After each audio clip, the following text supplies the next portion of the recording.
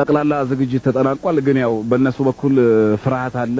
አስተላለፋችንን ሲያዩ የበረኛውን የተጫዋቹን አስተላለፍ ሲያዩ አንጫወትም እስከማለት ደርሰዋል። ነገር ግን መግባታቸው አይቀርም፣ እናሳያቸዋለን። ቅድምም ስንል የነበረው እንደተመኘናቸው አገኘናቸው ነበር፣ እናገኛቸዋለን።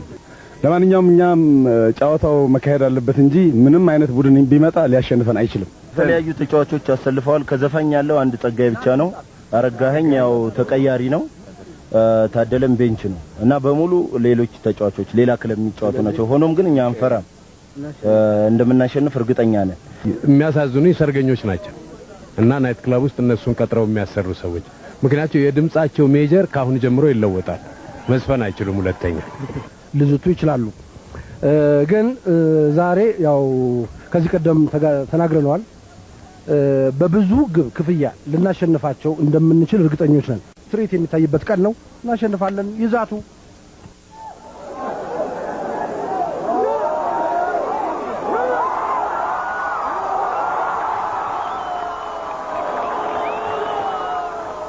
ጨዋታው በጣም ቆንጆ ነው።